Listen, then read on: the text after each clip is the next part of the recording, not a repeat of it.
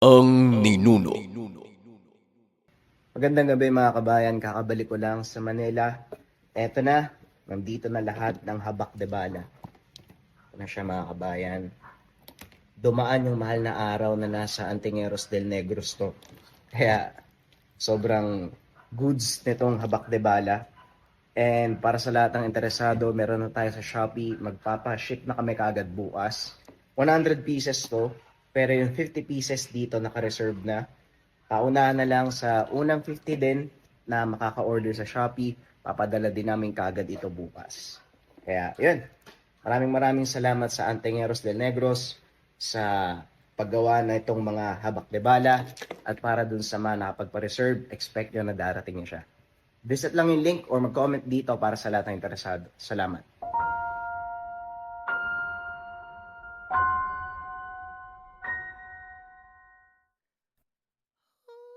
Ang kwentong ito ay hango sa totoong buhay. Mula ito sa isa nating kabayan na itago na lang natin sa pangalang Dindo.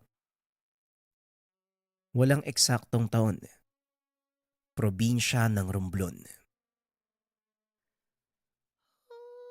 Nang mga panong ito, naninirahan sa isang maliit na bayan sa probinsya ng Zamboanga itong si Dindo. Pangingisda ang pangunahing hanap buhay ng pamilya. At kung minsan ay dumadayo pa sila sa ibang lugar upang mangisda o hindi kaya naman manguha ng ibang lamang dagat. Ito ang nakasanayang buhay ng binata hanggang sa nagpa siya itong sumama sa kanyang tiyuhin papunta sa Romblon. Pinangakuan nito si Dindo ng magandang trabaho kasama ang ilan sa mga kaibigan.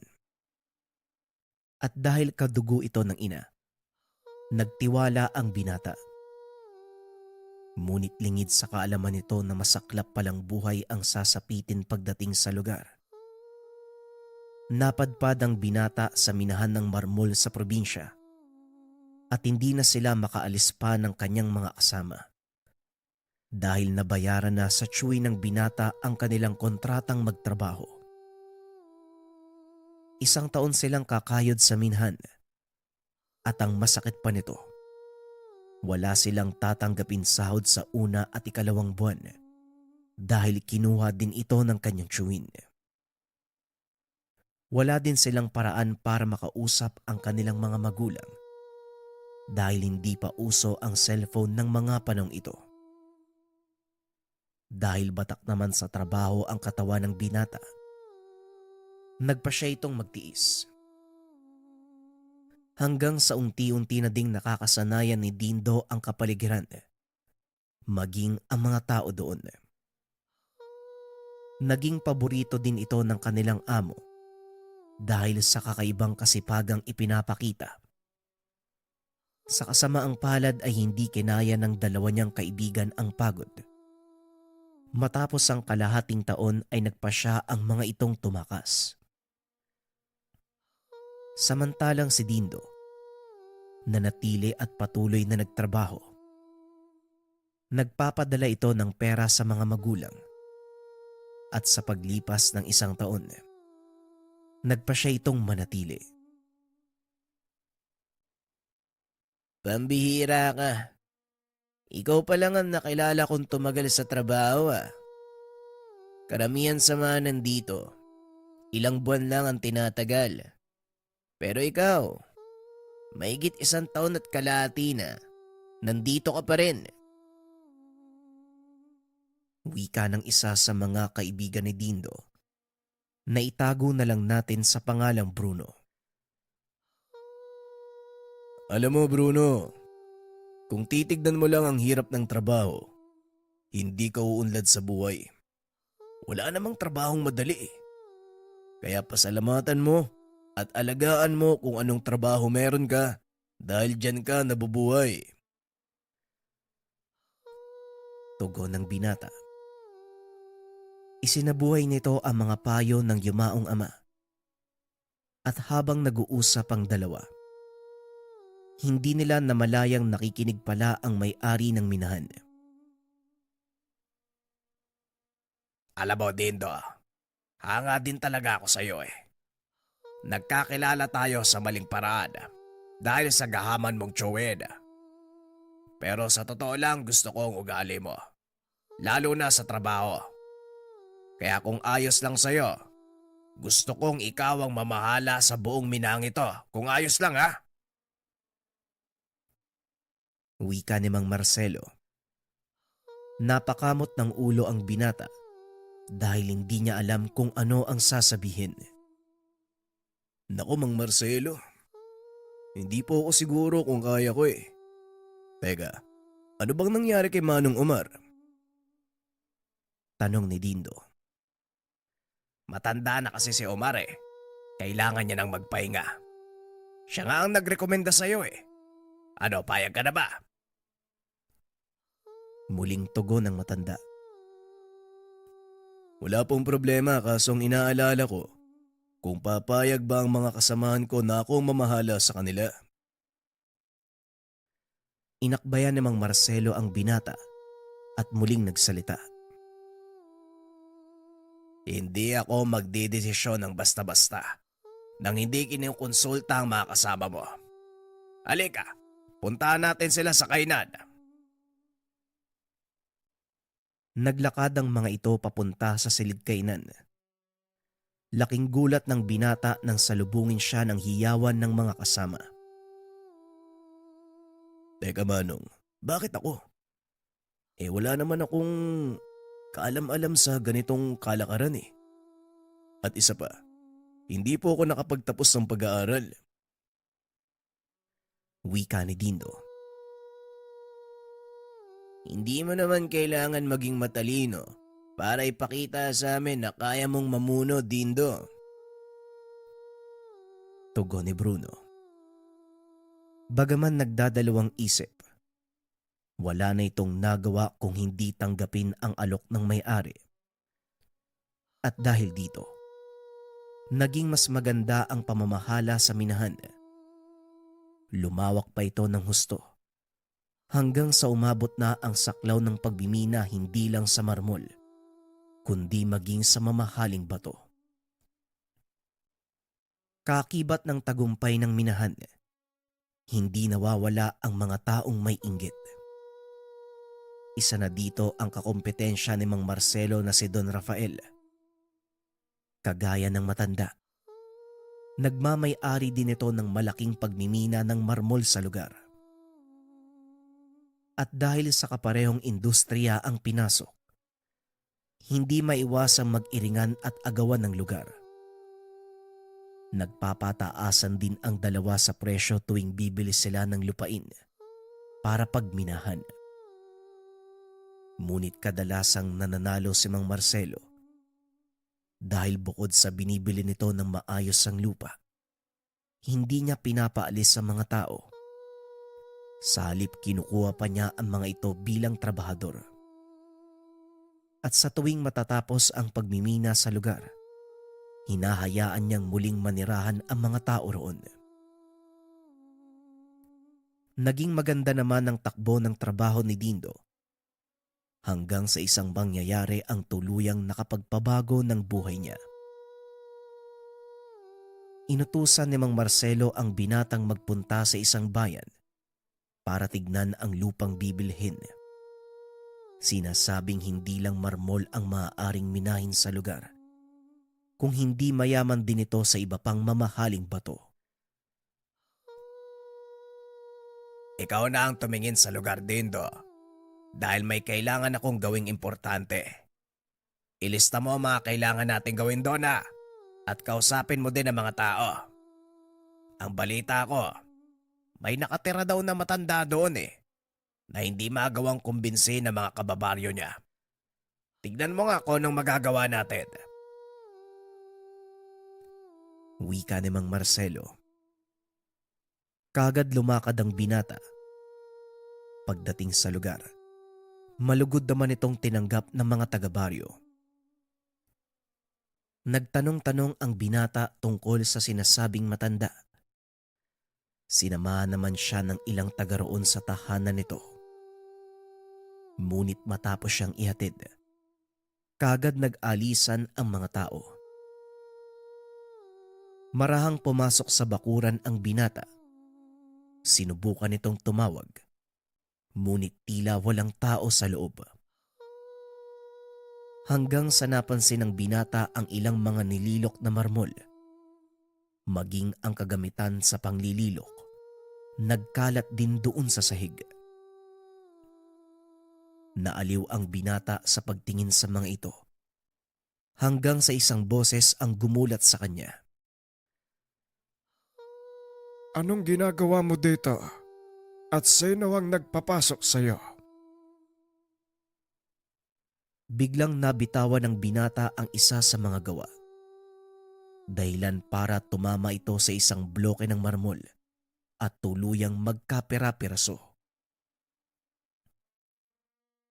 Naku manong, pasensya na, nagulat po kasi ko eh. Ayaan nyo, babayaran ko na lang po yung nasira. Hindi na naituloy ang susunod pang sasabihin dahil inawat ito ng matanda. Hindi na. Pasensya na din at ginulat kita. Ano bang kailangan mo? Tugon ng matanda. Nandito po ako para kausapin kayo tungkol sa pagbili ng lupang ito. Tugon ni Dindo. Napailing ang matanda at medyo natatawa nang marinig ang sinabi nito. Ay nako. Marami na kayong nagpunta dito, bata. Hindi ikaw ang unang nakiusap. Pero halika muna. Paniguradong pagod ka eh. Kaya kumain ka. Tamang-tama. May nakuha akong murang buko. Wika ng matanda. At habang kumakain sinalaysay ni Dindo ang dahilan ng pagpunta. Nakinig naman ng matanda. Napagtanto ng binata na wala namang problema. Hindi naman po kayo papaalisin sa lupa. Yun nga lang, kakailangan ninyong lumikas ng panandalian dahil titibagin po namin ang burol sa gawing likuran ng tahanan nyo. Posible po kayong bagsakan ng mga malalaking bato kung sakali eh. Pagpapaliwanag ni Dindo. Ay, ganun ba? Bueno, tapos ka na bang kumain, iho?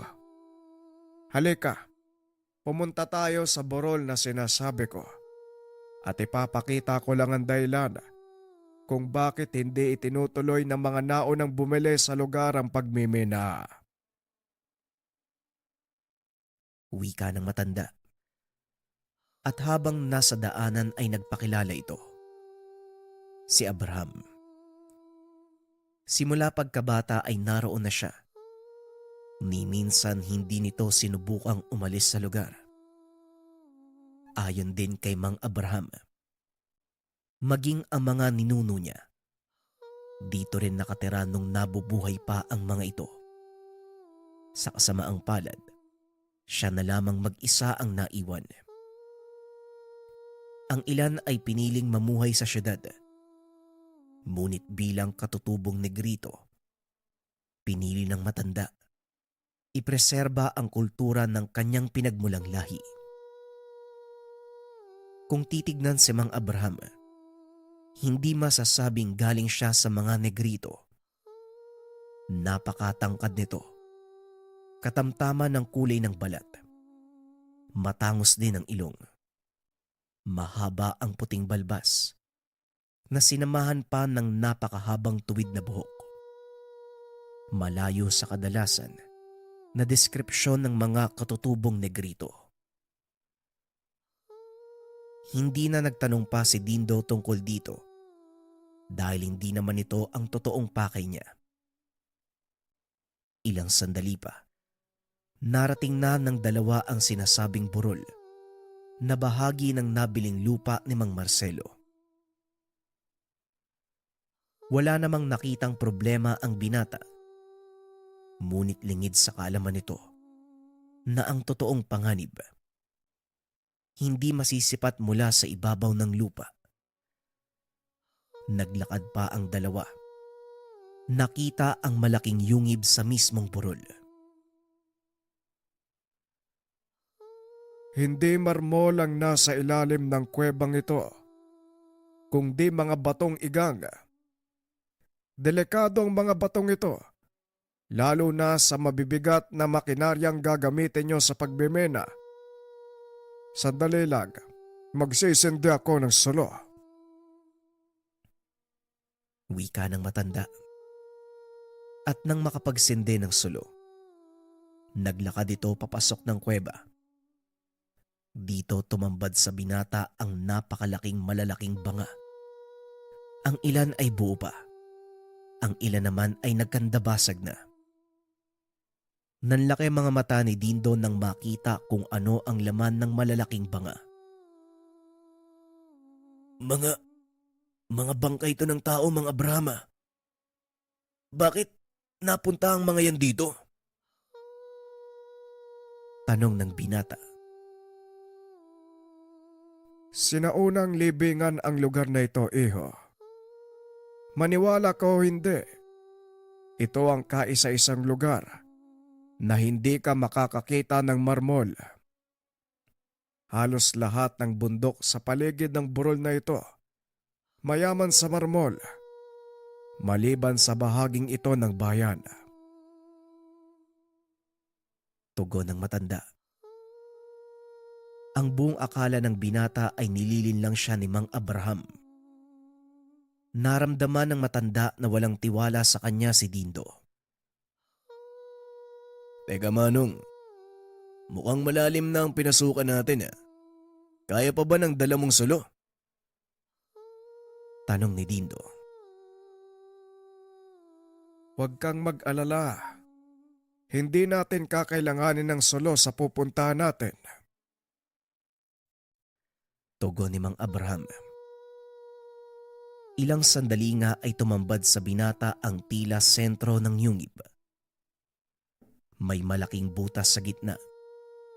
Nang tumingala ito ay nakita nila ang langit. Inikot ni Dindo ang tingin sa paligid. Napansin ang makapal na lumot sa dingding ng kuweba. Palatandaan ito na hindi nga marmol ang nasa gitna ng burol. Kung walang marmol dito, bakit pinag-aagawan ng mga mamumuhunan ng lugar na to? Tanong ni Dindo. Sa nakikita ko sa'yo, mulat ang isipan mo sa mga bagay-bagay. Kaya sasabihin ko ang totoong sekreto ng lugar na ito. Pero ipangako mo na wala kang ibang pagsasabihan. Tugon ni Mang Abraham. Tumangulang si Dindo bilang pagsang-ayon. Ilang sandali pa ay may tinuro sa kanya ang matanda. Nagulat ang binata dahil nang hawiin ni Abraham ang lumot. Tumambad kay Dindo ang makikinang mga mamahaling bato. Kaya naman pala, may nakatuklas pala ng yaman ng lugar na ito. Pero batay sa struktura ng pader ng yungib, delikado ang pagtatrabaho mula sa itaas.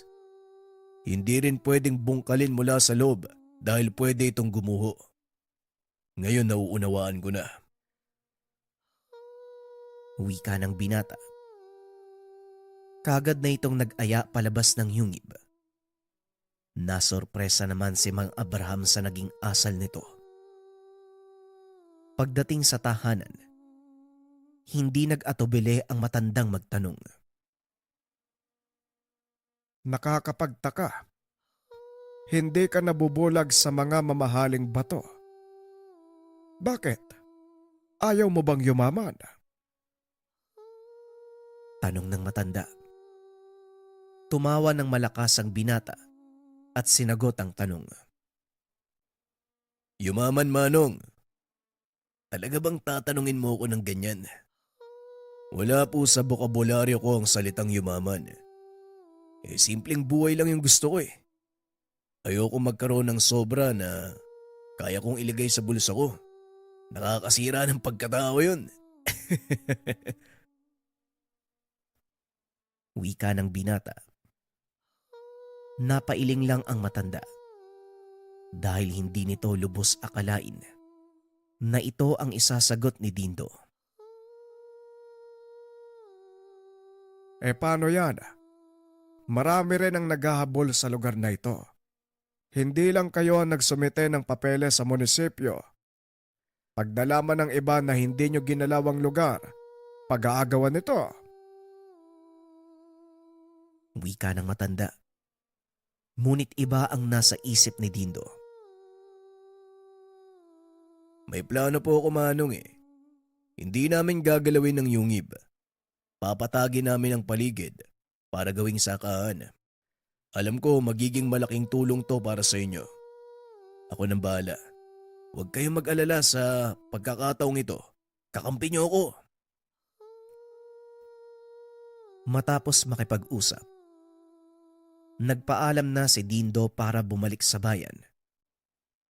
Ngunit bago pa man ito umalis, isang maliit na supot ang binigay sa kanya ng matanda. Tanggapin mo ang munti kong regalo. Naway magamit mo ito sa buhay mo sa inaharap. Mabuti ang puso mo at alam kong walang bahid ng pagkasakim ang iyong kaluluwa. Kaya pagpapalain ka ng bagay na yan. Binuksan ni Dindo ang supot. Tumambad sa kanya ang dalawang maliliit na bato. Halos kasing laki lang ito ng kanyang hinlalaki na kung titignan ay parang pinilipit. Manong, ano po tong bagay na to? Tanong ni Dindo. Mutya ng uwang ang tawag sa isang yan. Itlog ng uwang na naging bato. Biyaya na kalikasan. Itago mo. Malaki ang maitutulong niyan sa'yo balang araw. Tugon ng matanda. Matapos magpasalamat ay kaagad na ding umalis ang binata. Pagdating sa bayan, kinausap nito ng masinsinan si Mang Marcelo. Pinaliwanag ang nakita sa lugar. Naunawaan naman ito ng amo. Nagpa siyang hindi na ituloy ang pagmimina doon. Hindi na natin itutuloy ang pagmimina. Pero hindi lang din tayo ang naghabol sa lugar. Oo nga, nabili natin ang permiso. Pero babawiin ng gobyerno ang karapatan natin kapag nakitang hindi ginalawang lugar. Pag-aagawan pa din ito ng mga gahaman, Dindo. Wika ng amo. Inilahad ng binata ang kanyang plano. Laking gulat nito. Sumang-ayon ang matanda sa gusto niyang mangyari. Kung papayagan niyo po, Manong, papatagin ko ang lugar at gagawang taniman ng mais. O hindi kaya naman saging. Nang sa ganun, hindi na mag-abala yung iba na agawin pa sa atin yung lupa. May naipon naman na akong halaga eh. Kaya bibiling ko na ng tuluyan ang karapatan ng lupaing iyon sa munisipyo. Tugon ni Dindo. Kung pera lang pala ang pag-uusapan, wala ka namang dapat alalahanin, Dindo. Ay wag mo nang galawin yung ipon mo. Ako na mismo ang bibili nun para sa'yo. Isa pa, pangarap ko din magkaroon ng malaking taniman ng mais. Bueno, bukas sa bukas din, lakarin mo ito sa munisipyo. Wika ni Mang Marcelo. Hindi inakala ng binata na ganon ang magiging tugon ng matanda. Dahil ang pagkakakilala nito sa kanya, isang kapitalista na ang iniintindi lang, kumita ng pera. Kinabukasan kaagad nilakad ng binata ang mga papeles para tuluyang mabili ang karapatan sa lupa. Habang nasa munisipyo, dumating ang isa sa mga tauhan ng kakumpetensya ng kanyang amo. Hindi ba ikaw yung tauhan ni Marcelo? Balita ako, kayo yung nakakuha ng permiso sa pagbimina doon sa kabilang baryo. Ano? Kailan nyo sisimulan ng pagsasayang ng krudo? Tanong ng lalaki na ang pangalan ay Ignacio. Abogado ito ni Don Rafael at kagaya ng kanyang amo, may kataasan din ang tingin nito sa sarili. Magandang umaga sa iyo, Ignacio. Siguro sa susunod na linggo na ako magsisimulang magsayang ng krudo doon sa lupa namin ng amo ko. Ikaw ba? Anong ginagawa mo dito? Tugon ni Dindo na medyo nang aasar. Wala naman. Maghahain kami ng petisyon para makuha namin sa inyo ang karapatan sa pagbimina doon sa lugar. Sa nakikita ko kasi, kulang yung mga kagamitan para mapakinabangan yung marmol sa loob ng burol na yon. Wika ng abogado. Ilang sandali lang, lumabas na ang sekretarya ng mayor. Inabot kay Dindo ang mga papeles. Yun lang.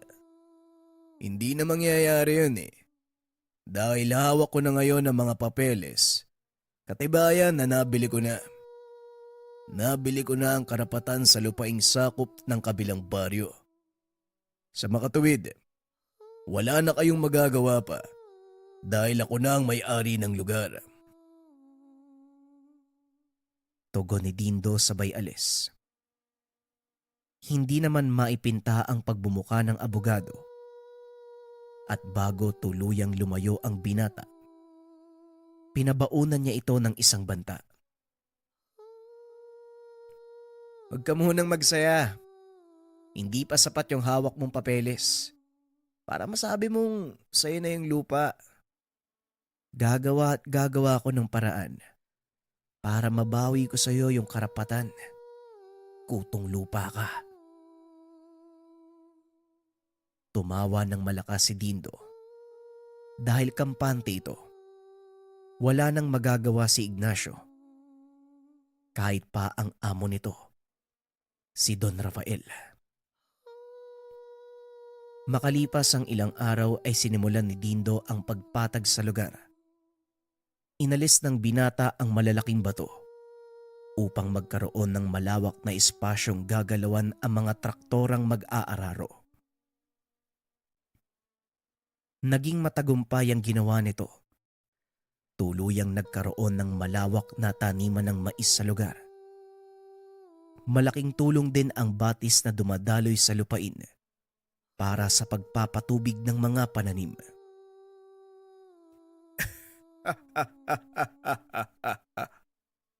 Ginulat mo talaga ako, Dindo ah. Hindi ko akalaing ganito ang gagawin mo sa lupang ito. Pero maraming salamat sa iyo dahil binigyan mo ng pangkabuhayan ng mga tao dito ha. Wika ni Abraham. Naging maganda ang ani ng mais sa lugar. Tuloy-tuloy na ang magandang produksyon ng binata. Ngunit kagaya ng sinabi ni Ignacio, hindi ito tumigil sa paggawa ng paraan para makuha lang ang lupa. Isang umaga, habang nag-iikot sa taniman, napansin ni Dindo ang dalawang kataong naguhukay. Dali-dali niya itong pinuntahan upang tanungin. Teka, anong ginagawa niyo dito? Sino ang nagbigay ng permiso sa inyo para maghukay? Tanong ng binata. Mga tauhan kami ni Don Rafael. Kaya kung ayaw mong mapahamak, umalis ka na dito. Hayaan mong gawin namin yung pinag-uutos sa amin. Wika ng isa sa mga kalalakian. At bakit naman? Ano bang inutos sa inyo ni Don Rafael? Hindi niyo ba alam? Pagmamay-ari ni Mang Marcelo ang lupaing ito. Tugon ni Dindo. Wala kaming pakialam kung kaninong pagmamayari yung lupang to. Sinusunod lang namin yung utos ng Don. Baka ikaw yung hindi nakakakilala sa kanya. Tugon ng lalaki. Sa puntong iyon, alam ni Dindo na magkakaroon ng malaking kaguluhan dahil kahit anong paliwanag nito sa dalawang kalalakian, walang balak na tumigil ang dalawa. Akmang iiwan ng binata ang dalawa nang biglang dumating si Mang Abraham. Walang kwentang makipagtalo sa mga yan. Hindi sila makikinig kung hindi mo gagamitan ng kamay na bakal, Dindo.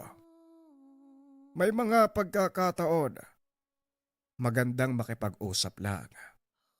Pero may mga pagkakataon din na kailangan mong gumamit ng kamay na bakal. Wika ng matanda. Naglakad ito papunta sa dalawang lalaki at nagsalita. Kayo ba? Hindi ba kayo nakakaintindi? Pagmamay-ari ito ng ibang tao. Kaya itigil niyo ang paghukay at umalis na kayo sa lugar na ito. Wika ng matanda. Nag-angat ng tingin ang isa sa mga kalalakian at lumapit kay Mang Abraham. Talagang matigas yung ulo niyo, no? Hindi ba kayo nakakaintindi sa sinabi ko kanina? Si Don Rafael ang nag-utos. Wala siyang pakialam kung sino ang nagmamay-ari ng lupang to. Makukuha ng Don ang gusto niya. Natawa ng husto si Mang Abraham. Umabot pa sa punto. Napagulong ito sa lupa kakatawa.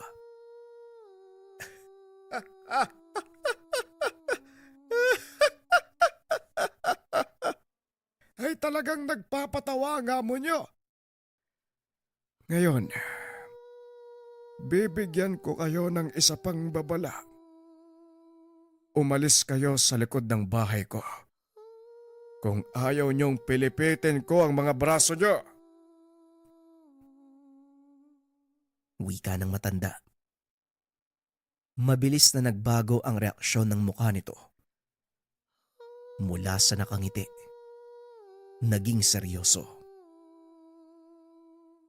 Talaga bang tinatakot mo kami? Anong magagawa mo? Gurang ka na. Sige nga, tignan nga natin yung yabang mo.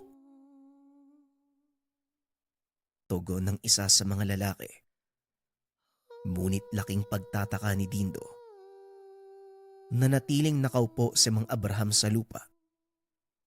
Nakatingin lang ito sa dalawang lalaki.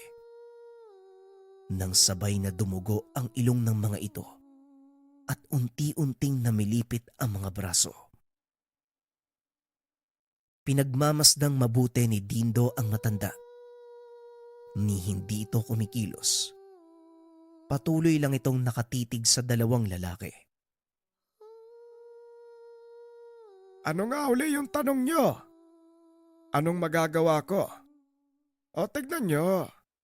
Tignan niyo ang nangyayari sa inyo. Kayo na mismo ang sumagot.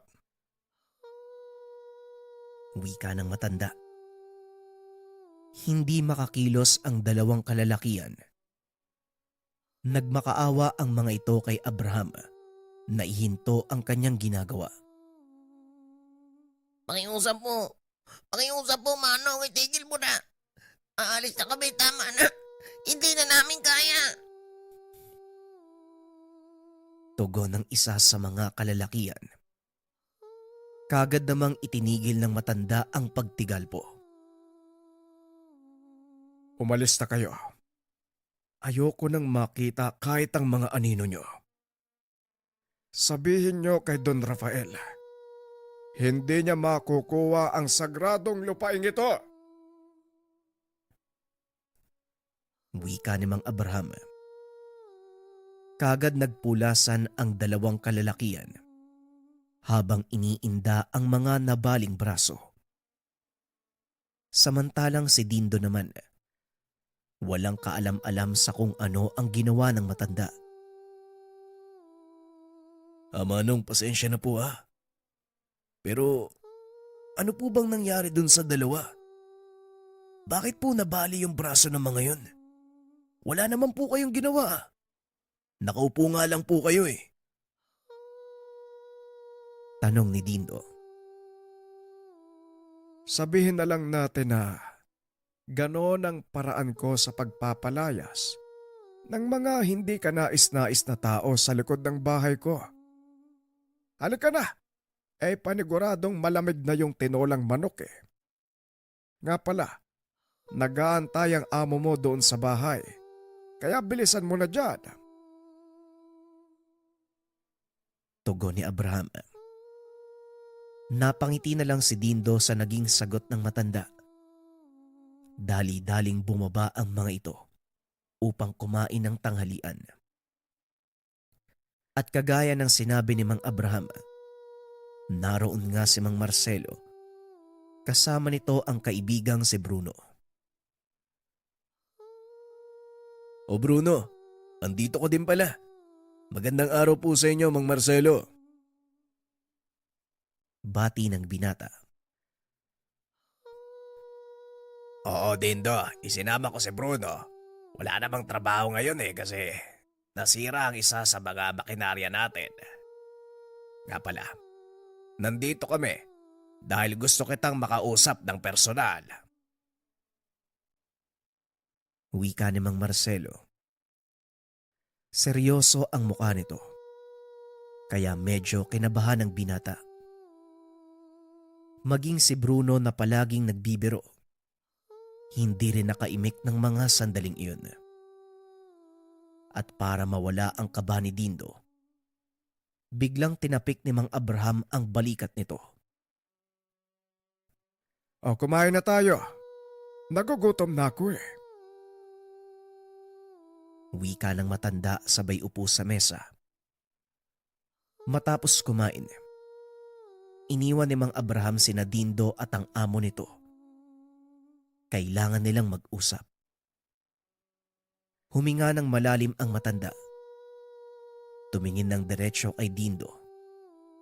Nakangiti ito. Bahagyang napansin ng binata ang pangingilid ng luha sa kanyang mga mata. Sa loob ng ilang taong nakasama kita, hindi ko akalaing darating ako sa punto na sasabihin ko sa ito, Dindo. Alam mo, sa lahat ng naging tauhan ko sa minahan, ikaw lang ang pinagkakatiwalaan ko ng ganito. Wika ni Mang Marcelo. Ramdam ni Dindo ang bigat sa mga binibitawang salita ni Mang Marcelo. Bakit po Manong? Hindi ko po maintindihan eh. May problema po ba? May mali ba akong nagawa? Tanong ni Dindo. Hindi, iyo. Wala kang ginawang masama. Pakinggan mong mabuti ang sasabihin ko. Dahil hindi na ako magkakaroon ng pagkakataon para gawin ito. Alam kong hindi ko pagsisisihan ang desisyon ko. Muling wika ni Mang Marcelo. Kung ganun, bakit po kayo nagsasalita ng ganyan? Manong, pinapakaba niya naman po ako eh. Wala naman pong ganyanan. Tugon ni Dindo. Huwag kang kabahan. Makinig kang mabuti. Kasi para sa iyo ang lahat ng gagawin ko. Bruno, dalhin mo dito ang mga papeles. Nanlaki ang mga mata ni Dindo dahil inilatag ng matanda ang lahat ng mga papeles. Lahat ng ari-arian niya. Bakit niyo po nilalabas to, Manong? Naguguluhan po ako eh. Wika ni Dindo. Unti-unti nang napapagtanto ng binata ang kahihinatnan ng usapan. Alam mong wala kaming anak ng yumao kong asawa, hindi ba? Kaya walang magmamana ng lahat ng naipundar ko. Wala din akong kamag-anak dahil lahat sila ay nasa ibang bansa na. Ikaw lang ang pinakamalapit kong kakilala na pwede kong pagkatiwalaan. Tugon ni Mang Marcelo. Manong, wag naman po kayo magsalita ng ganyan oh. Tignan mo oh. Malakas pa po kayo eh. Wika ni Dindo. Ang totoo, Dindo, hindi na ako magtatagal pa eh. Kailangan kong umalis ng bansa para ituloy ang aking paggagamot. Ngunit alam kong sa oras na gawin ko yon, hindi na ako makakabalik pa. Kaya ihahabilin ko sa iyo ang lahat ng ari-arian ko. Nakausap ko na ang abogado tungkol sa bagay na ito. At bukas, dadalhin niya. Hindi na naituloy ng matanda ang sasabihin dahil bigla itong pinutol ni Dindo. Hindi Manong, hindi ko pipirma na mga papeles. Dahil babalik pa kayo para pangasiwaan nating lahat ng ari-arian nyo. Wala naman pong ganyanan, Manong. Huminga ng malalim ang matanda at muling nagsalita.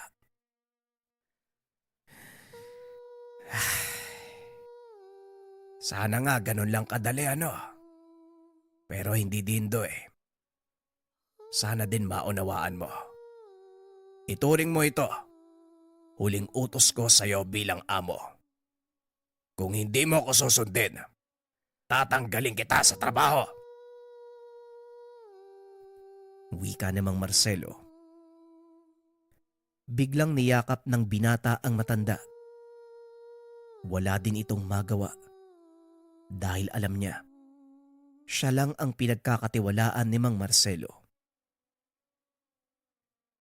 Asahan niyo po. Hindi ko po kayo bibiguin, Manong. Wala po kayong dapat alalahanin. Aalagaan ko po ang mga ito hanggat makabalik kayo. Manong, magpagaling po kayo ha. Matapos ang madamdaming pag-uusap ng dalawa, tuluyan nang nagpaalam ang matanda. Kinabukasan dumating ang abogado ni Mang Marcelo upang papirmahan ang mga papeles na nagpapatunay sa paglipat ng ari-arian sa kanyang pangalan. Hindi lubos maisip ni Dindo na ganito ang kanyang magiging kapalaran. Labis itong nagtaka sa naging takbo ng kanyang buhay. Isang hapon, kakatapos lang ng trabaho sa minahan, piniling mamasyal ng binata sa tahanan ni Mang Abraham. Sakto ang dating nito dahil may nakahandang isang galong tuba sa mesa. Oh, ba't ganyan yung mukha mo? Parang malungkot ka. Alam mo, sa lahat ng nakilala kong biglang yumaman, ikaw lang ang malungkot. Bakit ba? Ano bang problema? Tanong ng matanda. Wala naman po, Manong. Nagtataka lang po ako eh. Bakit ganun kabilis yung pagbabago ng swerte ko? Alam mo, simula nang ibigay mo sa akin tong mutya ng uwang, sunod-sunod na yung buenas na dumadating sa buhay ko. Tugon ni Dindo. Alam mo, Dindo, hindi ko sasabihin sa'yo ang ganong mga bagay kung hindi ito totoo. Marami ka pang hindi nauunawaan sa mundo. Malalim ang sekreto na nakatago sa paligid natin. At balang araw, matutuklasan mo din ito. Wika ni Mang Abraham. Hindi na nagsalita pa si Dindo Pinili na lang nitong magtiwala sa sinabi ng matanda. Kinabukasan, habang pinagmamasdan ang mga trabahador, napansin ng binata ang dalawang magarang sasakyan. Bruno, tignan mo nga kung sino yung paparating. Wala naman akong inaasahang bisita ngayon eh. Kakagaling ko lang sa munisipyo kahapon eh. Wika ng binata. Dali-daling sumakay si Bruno sa sasakyan at sinalubong ang panauhin. Tanaw pa din ni Dindo ang mga ito mula sa kinakatayuan. Laking gulat nito nang biglang mangtutok ng baril yung isa sa mga nakasakay sa magarang sasakyan. Dali-daling bumaba ang binata sa burol gamit ang kanyang motor. Ngunit huli na ang lahat. Nakarinig siya ng putok. Nakita ang kaibigang nakabulagta sa daan. Mabilis namang nag-alisan ang mga kalalakian. Dali-daling inalalayan ng binata si Bruno. Dinala sa ospital sa bayan. Mabuti na lang at hindi ito napuruhan. Ilang sandali lang ay nagising na ito. Nang mga sandaling iyon ay sumama sa pagbabantay si Mang Abraham. At dito muling nagpamalas ng kakaibang kakayahan ng matanda. Isara mo ang pintuan, Dindo. Dahil walang dapat makakita ng gagawin ko. Wika nito. Dali-dali namang sinara ng binata ang pintuan. Paglingon nito sa matanda, binuksan nito ang benda ng sugat ni Bruno. Dahan-dahang lumapit si Dindo para tignan ang ginagawa ni Mang Abraham. Marahan nitong tinanggal ang tahi ng sugat. Habang ginagawa niya ito, nagbubulong ang matanda. Nang matapos tanggalin ang mga tahi, inilapat nito ang palad sa sugat. Diniin habang nakatingala at nakapikit ang mga mata.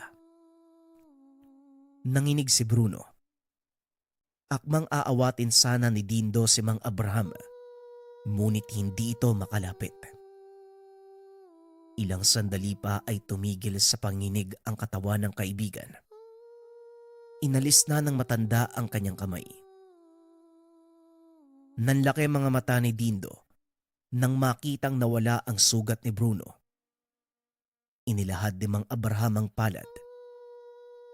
Hindi makapaniwala si Dindo na lumipat dito ang sugat ng kaibigan. Unti-unti itong natuyo hanggang sa maghilom. Biglang nakaramdam ng takot si Dindo sa matanda. Lalo pa nang mapansin nito ang nagbabagang marka sa kanyang braso. Anong klaseng tao po kayo, Manong? May sa demonyo po ba kayo? Tanong ni Dindo. Tumawa ng malakas si Mang Abraham. Naupo ito sa tabi ng higaan ni Bruno.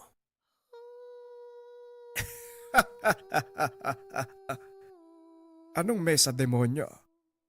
Porket nakapagpagaling ako ng sugat, mesa demonyo na. Hindi ba pwedeng mahusay ako na manggagamot? Tugon ni Mang Abraham. At dahil hindi kumbensido si Dindo, muli siyang pinakitaan ng matanda ng isa pang kamanghamanghang gawa. Hinawakan nito ang isang baso ng malamig na tubig. Inusalan ng dasal. Ngunit bago niya ito gawin, sinigurado muna ni Dindo na purong tubig ito at walang halong kahit ano. Matapos usalan ng dasal, biglang kumulo ang laman ng baso. Kaagad din itong huminto sa pagkulo. Sinabihan nito si Dindo, ipainom sa kahit sinong may sakit sa loob ng ospital. Kung hindi ka pa naniniwala, humanap ka ng isang taong sa tingin mo ay karapat-dapat na pagalingin. Ipainom mo ang tubig na ito at tignan mo kung ano magiging resulta. Wika ng matanda. At dahil sa kuryosidad, sinunod ito ni Dindo. Ilang sandali lang ay nakahanap na ito ng pasyente. Isang matandang nakaupo sa gilid. Nilapitan niya ito at kinausap. Ayon sa matanda, hindi siya inaasikaso dahil wala itong pambayad sa pagpapagamot. Dagdag pa nito, ilang taon nang iniinda ang sakit. Tinignan ng binata ang hawak nitong papeles. Napag-alaman na malala na ang sakit ng matanda. Sa isip-isip ni Dindo, ito na ang pagkakataon para masubukan ang sinasabi ni Mang Abraham. Saktong umiiyak ang matanda habang nagkukwento. Kinuha ni Dindo ang pagkakataong iyon upang iabot ang tubig. Matapos ay tumayo ito at kinausap ang isa sa mga doktor. Pinakausapan niya ito. Tignan ang kalagayan ng matanda. Sinagot ni Dindo ang bayarin para kaagad na matignan ang matanda. Isinama ng doktor ang matanda sa isang kwarto. Nakita ni Dindo, wala nang laman ang basong inabot niya. Kaya sigurado ang binata na ininom ito ng matanda. Makalipas ang ilang minuto, lumabas na ang doktor at nagtaka ang binata sa naging tanong nito. Iho, ano bang sakit ng kasama mo? Nung sinuri ko siya, wala naman akong nakitang mali. Pero nabasa ko sa unang pagsusuri ng mga doktor, yung unang tumingin sa kanya, lahat yun nagsasabing malala na ang kalagayan ng matanda. Pero bakit walang makita? Maging ang mga aparatos namin wala ding napansin. Napangiti na lang si Dindo. Nagpasalamat sa doktor. Pinili nitong wag nang magsalita pa dahil ayaw niyang magdulot ng komosyon sa buong ospital. Maya-maya ay sumunod ang matanda. Nakita ng binata ang malaking pagbabago sa kondisyon nito. Na tila biglang nawala ang anumang sakit na iniinda.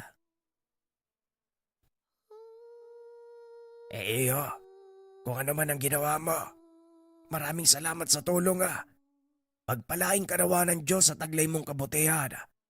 Naway marami ka pang matulungan. Wika ng matanda. Kagad siyang lumabas ng ospital.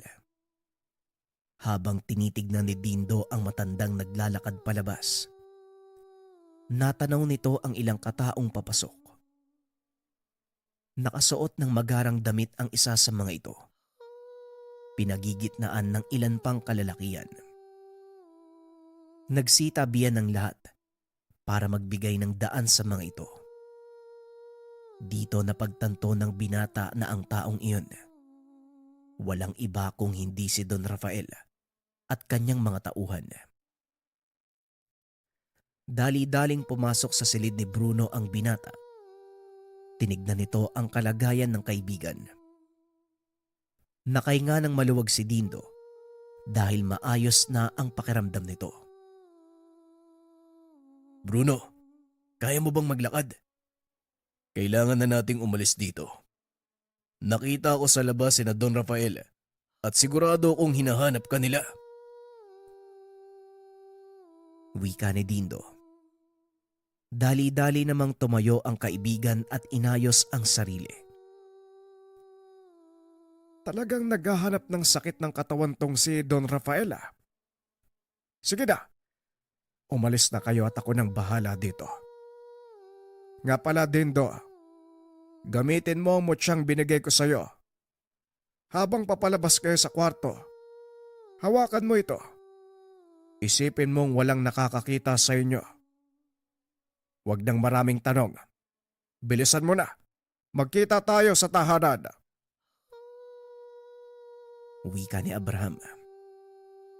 Sinunod naman ito ng binata. Matapos binuksan ng matanda ang pintuan, tumambad sa kanila ang mga tauhan ng Don. Hindi makakilos si Dindo ng mga sandaling iyon, kaya tinapik ni Mang Abraham ang kanyang binti. Marami nitong naglakad palabas. Laking gulat ng binata dahil hindi siya nakikita ng mga kalaban. Tuloy-tuloy lang ito sa paglalakad. Samantalang ang mga tauhan ni Don Rafael pumasok sa kwarto upang kumprontahin ng matanda. Imbis na tumuloy sa pagtakas, nagpa siya ang dalawang manatili upang panoorin ang mangyayari. Maya-maya pa dumating si Don Rafael at ang abogado nitong si Ignacio. Ikaw na naman, Tandang Abraham. Hindi ko alam kung anong problema mo at bakit ang hilig mong makialam sa lahat ng mga plano ko. Wika ni Don Rafael. Yun nga din ang gusto kong itanong sa'yo, Don Rafael. Hindi ko rin malaman kung bakit ang tagas ng ulo mo. Ilang beses na akong nagpadala ng babala, pero hindi ka pa rin humihinto. Tugon ni Mang Abraham. Sumenyas ang Don sa kanyang mga tauhan na huliin ito. Ngunit akmang kikilos na ang mga kalalakian. Bigla silang nanigas. Naglaglagan din ang mga baril mula sa kanilang mga kamay na tila ba kusang kumikilos ang kanilang mga katawan. Napalingon ang mga ito. Nanlaki ang mga mata dahil unti-unting sinasakal ng mga tauhan ang sarili. Anong kalokohan to? Anong pinagagawa niya? Hindi makapagsalita ang mga tauhan. Unti-unti nang napapaluhod ang mga ito hanggang sa tuluyang nawalan ng malay. Hindi ka pa din ba nagtatanda? Kayong dalawa na lang ng abogado mo ang nandito. May magagawa pa ba kayo? Muling wika ni Mang Abraham. Biglang naglabas ng baril ang Don. Akmang kakalabitin na ang gatilyo. Nanigas ang kanyang kamay. Unti-unting bumaling ang baril papunta sa kanyang ulo. Walang yakang mangkukulam ka. Itigil mo to! Wika ni Don Rafael. Ngunit hindi nakinig si Mang Abraham. Nakatutok pa rin ang baril sa ulo ni Don Rafael. Nang bigla itong pumutok. Maging ang abogado, hindi maipaliwanag kung bakit binaril ng Don ang sarili. Ikaw ang nagdala nito sa sarili mo, Rafael. Binigyan kita ng napakahabang pagkakataon para magbago. Pero anong ginawa mo? Sinayang mo lamang at nanatili ka sa mga baluktot mong gawain. Wika ni Mang Abraham. Sabay lakad palabas ng kwarto. Walang sino man ang nakapagpaliwanag ng mga pangyayari noon. Naging malinaw kay Dindo kung bakit kinakatakutan ng karamihan ang matanda. Pagdating sa kanilang tirahan, pinaliwanag nito ang totoo. Ayon kay Mang Abraham, isa siyang kilalang babaylan ng kanilang tribo. Lumikas ang ilan sa kanyang mga kasamahan dahil na din sa pang-aapi na gahamang tao sa paligid. Nanatili ito sa lugar para pangalagaan ang buong burol. Sagrado ito para sa mga kagaya niya. Kaya naman nilaan ng matanda ang buhay para mapangalagaan ang labi ng mga ninuno. Hindi naman hinusga ni Dindo ang matanda. Sa halip ay inunawa niya ito. Dahil na din sa kabaitang ipinakita sa kanya. Alam ni Dindo na hindi masamang tao si Mang Abraham. Sa paglipas ng mga taon, patuloy na naging malago ang industriyang ipinamana sa kanya ni Mang Marcelo. Ngunit kalaunan, naisipan ng binatang unti-unti nang nasisira ang kapaligiran dahil sa pagmimina ng marmol. Hininto ng binata ang operasyon ng malawakang pagmimina. Pinaubaya sa mga lokal ang gawaing ito bilang pangunahing pinagkukunan ng pangkabuhayan. Ipinagpatuloy naman ni Dindo ang pangalaga sa kanyang taniman ng mais. Itinuon ang atensyon sa iba pang negosyo. Pinasok din ang industriya ng pangingisda. Nagpagawa ito ng mga bangka. Ibinahagi sa mga tauang nawalan ng hanap buhay. Sa kasalukuyan, patuloy pa ring tinutulungan ng pamilya ni Dindo ang mga taong naging bahagi ng kanyang kumpanya. Si Mang Abraham, biglang nawala.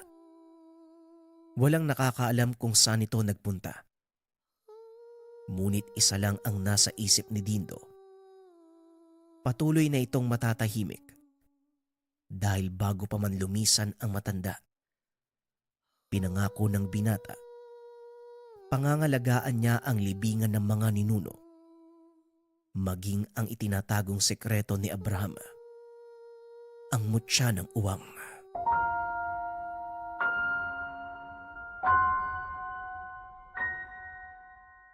Ang Ninuno.